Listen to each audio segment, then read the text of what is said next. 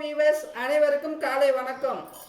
ரொம்ப நாளாக வீடியோ போடலங்க. இடையில 5 நாள் கேப் விட்டுறோம். இன்னைக்கு என்ன வீடியோ போட போகிறோம்னா இந்த முருங்கைக்கீரை வச்சு தான் ஒரு ஹெல்த்தியான பரோட்டா பண்ண போகிறோம். வாங்க வீடியோக்குள்ளே போகலாம். அதுக்கு முதல்லங்க இந்த முருங்கைக்கீரையை நம்ம பொடி பொடியாக கட் பண்ணி எடுத்துக்குவோம்.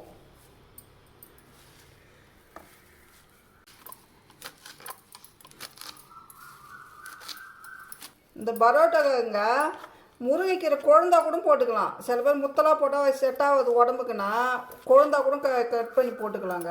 இங்கே பாருங்கள், இந்த அளவுக்கு பொடியாக கட் பண்ணிக்கணுங்க. இப்போ இதை மாவு கூட போட்டு கலந்துக்குவோம்.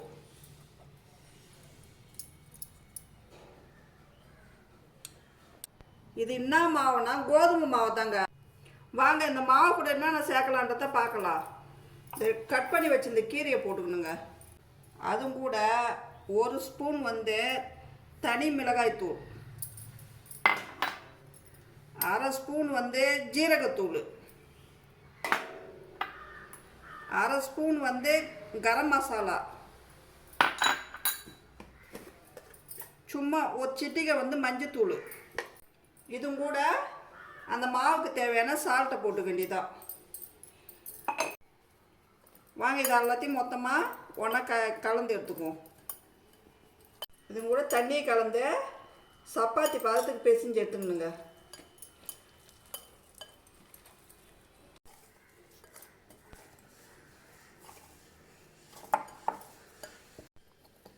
இங்கே பாருங்கள், இந்த அளவுக்கு மாவை பிசைஞ்சு வச்சுக்கணும். சரி, இது மாவு மட்டும் ஊறிக்கினே இருக்கட்டுங்க. இதுக்கு வேண்டிய சைட் டிஷ்ஷை ரெடி பண்ணிக்குவோம்.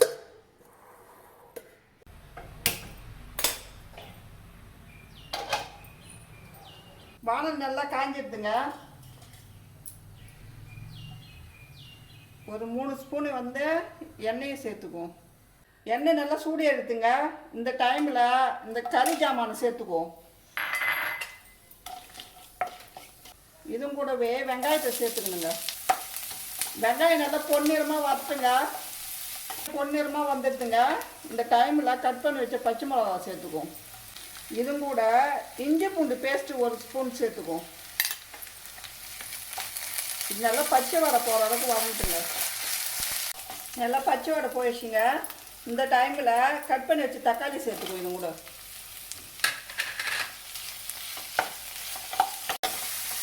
எல்லாம் நல்லா வதங்கிடுதுங்க. இந்த டைமில் 1/2 ஸ்பூன் கரம் மசாலா, ஜீரகத்தூள் ஒரு 1/2 ஸ்பூனு, தனி மிளகாய்த்தூள் 1/2 ஸ்பூன் சேர்த்துக்கணும். இதெல்லாம் ஒன்றா எண்ணெய் பிரிகிற வரைக்கும் வதங்கி வரட்டுங்க.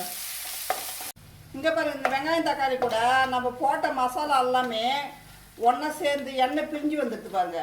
இந்த டைமில் வேக வச்சு கட் பண்ணி வச்ச உருளைக்கிழங்க இது கூட சேர்த்து நல்லா கிளறி விடணுங்க. இந்த உருளைக்கிழங்கு இந்த மசாலா கூட நல்லா இப்படி கிளறி விட்டுடணுங்க. இந்த டைமில் ஒரு கிளாஸ் தண்ணி ஊற்றணும். இன்னும் கொஞ்சம் தண்ணி சேர்த்துக்கலாங்க. இப்போ இது கூட தேவையான அளவு சால்ட்டு இது கூட இப்போ சேர்த்துக்குவோம். இது ஒரு 10 நிமிஷம் நல்லா கொச்சி வரட்டுங்க. இது அப்படியே கொதிக்கட்டுங்க. இப்போ இந்த குருமாவுக்கு வேண்டிய மசாலா ஒன்று அரைச்சி எடுத்துன்னு வந்துடுவோம். வேறு ஒன்றும் இல்லைங்க. இது கூட துருவி வச்சு தேங்காய், கசகசாவும் முந்திரி பயிரும் ஒரு 1/2 மணி நேரத்துக்கு முன்னாடியே ஊற வச்சுட்டுங்க. அதையும் இது கூட சேர்த்துக்குவோம். இதில் ஒரு 1/4 ஸ்பூன் பெருஞ்சீரகம் சேர்த்துக்குங்க. அவ்வளோதாங்க.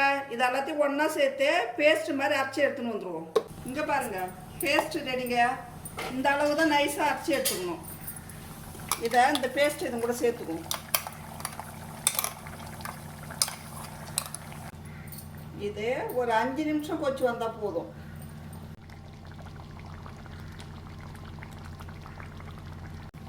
இங்கே பாருங்கள், குருமா நல்லா கொச்சி வந்துடுது. எண்ணெய் பிரிஞ்சு வந்துடுச்சு பாருங்கள் மேலே.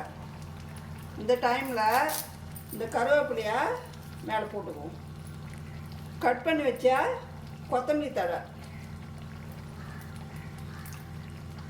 அவ்வளோதாங்க, குருமா ரெடி. குருமா வேலை முடிஞ்சிருச்சிங்க.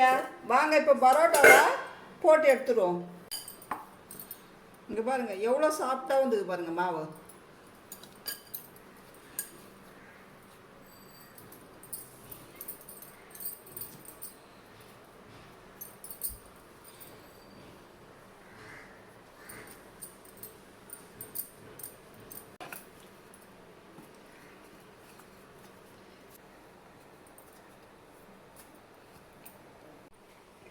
பரோட்டா ஊற்றியாச்சுங்க, வாங்க சுட்டு எடுத்துக்கலாம். இது மேலே கொஞ்சம் நெய்யை ஊற்ற வேண்டியதுதான். வாங்க திருப்பி விட்டுக்குவோம். அவ்வளோதாங்க, இந்த பக்கமும் நல்லா வெந்து வரட்டும்.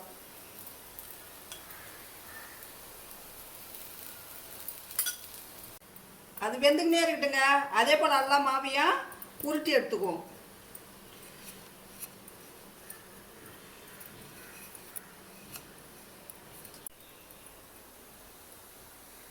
எல்லாம் வெந்துடுதுங்க.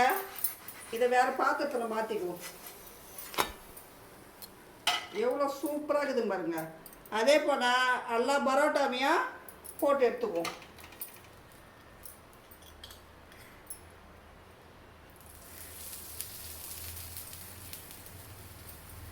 அவ்வளோதாங்க, பரோட்டா ரெடி.